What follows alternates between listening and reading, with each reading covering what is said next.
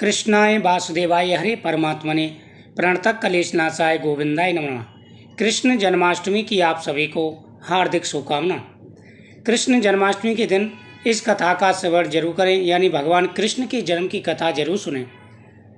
भगवान के सामने नैवेद्य समर्पित करें, भगवान के सामने दीपक जलाएं, फल समर्पित करें और फिर इस कथा का श्रवण करें। भगवान के सामने चढ़ाया गया प्रसाद आपको जरूर खाना है। द्वापर युग की बात है। द्वापर युग में बहुत ही ज़्यादा पाप बढ़ चुका था, अत्याचार बहुत ज़्यादा बढ़ चुका था।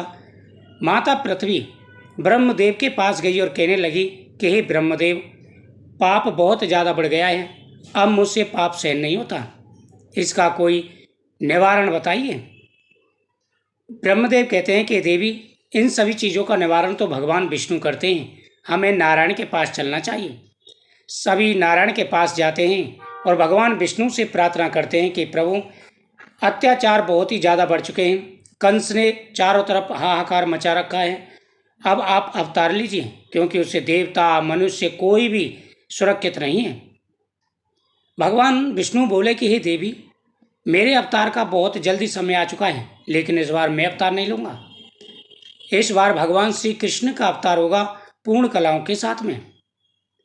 भगवान विष्णु सभी देवताओं को साथ लेकर के और भगवान शिव के पास जाते हैं और भगवान शिव से प्रार्थना करते हैं। तो भगवान शिव उन सभी को लेकर के गोलोक धाम जाते हैं। गोलोक धाम की महिमा बड़ी निराली है।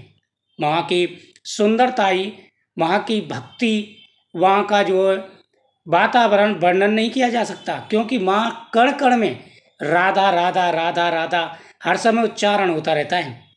सभी दरवाजे पर पहुँचते हैं, ललिता सखी पहरा दे रही थी। तो भगवान विष्णु ने कहा कि हे ललिता सखी, जाकर के भगवान कृष्ण से कहिए कि भगवान विष्णु और भगवान शिव आए हैं देवताओं के साथ में। ललिता सखी अंदर जाती हैं और भगवान कृष्ण से कहती हैं कि प्रभु, भगवान शिव और भगवान विष्णु देवताओं के साथ आए हैं। भगवान कृष्ण ने ललिता सखी से कहा कि उनको आदर के साथ लेकर के आओ। ललिता सखी भगवान विष्णु को लेकर के अंदर जाती हैं तो सभी देवताओं की आंखें बंद हो जाती हैं, क्योंकि वहाँ पर लगी हुई मणियों की इतना तेज था, सूर्य के समान तेज था। सभी भगवान कृष्ण के सामने पहुँच जाते हैं और कहते हैं कि प्रभु, बहुत ज़्यादा अत्याचार बढ़ चुका है, चारों तरफ हाहाकार मच चुका है, कृपा करके आप इसका निवारण कीजिए। भगवान कृष्ण ने कहा, देवताओं, आप चिंता ना करो, मैं शीघ्र ही अवतार लेने वाला हूँ। आप सभी भी अपने अंशों से ब्रज मंडल में जाकर के अवतार ग्रहण करूं। श्री दामा के मुख से राधा रानी जी को श्राप लग चुका है। राधा रानी जी शीघ्र ही अवतार लेंगी और मैं भी जल्दी अवतार लेने वाला हूँ। इधर कंस का अत्याचार बढ़ता जा रहा था। कंस ने अपनी बहन देवकी का विवाह वसुदेव के साथ कर दिया था।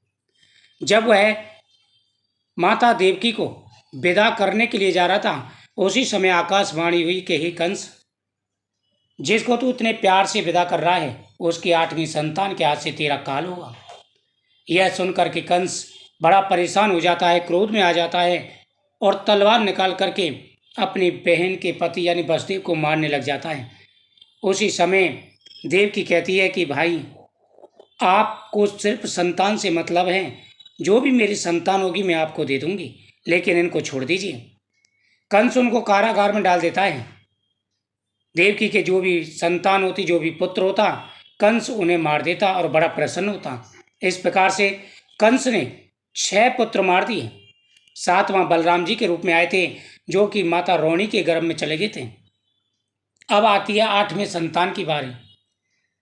8वें संतान की बारी आते ही कंस ने पहरेदारों की संख्या बढ़ा दी। स्वयं रात भर जागता रहा और उस घड़ी का इंतजार करता रहा जब 8वीं संतान होगी। इधर भाद्रपद मास के कृष्ण पक्ष की अष्टमी तिथि को रात को 12 बजे से पहले भगवान चतुर्भुज रूप में माता देवकी और भगवान वसुदेव जी के सामने प्रकट होते हैं और उनसे उनके वचनों का याद दिलाते हैं और कहते हैं कि तुमने तपस्या की थी और मैंने तुम्हें वचन दिया था, अब मैं बालक रूप में परिवर्तित हो रहा हूँ, मुझे नंद जी के यहाँ छोड़ाना और वहाँ से कन्या ने जन्म लिया, उस कन्या को लाकर के कंस को दे देना। ये पहरेदार सो जाएंगे, हाथ पैरों की हथकड़ियाँ बेड़ियाँ खुल जाएंगी और जमुना जी अपने आप रास्ता देगी। ठीक उसी प्रकार से हुआ। सारे पहरेदार सो गए और हाथ पैरों की बेड़ियाँ खुल गईं। भगवान को लेकर के वसुदेव जी नंद बाबा के भवन में पहुंचते हैं। माँ भगवान को सुलाकर कन्या को ले लेते हैं। कन्या को लाकर के कंस को देते हैं। कंस उसे पत्थर पर दे मारता है, तभी कन्या उनके हाथ से छूट जाती है और कहती है, कंस तू मुझे क्या मारेगा, तेरे मारने वाला तो पैदा हो चुका है ब्रज में। कंस बौखला जाता है, परेशान हो जाता है, लेकिन क्या करता। कुछ समय के बाद में भगवान कंस का वध कर देते हैं। तो भाद्रपद मास के कृष्ण पक्ष की अष्टमी तिथि को भगवान ने अवतार लिया था। जय श्री कृष्ण।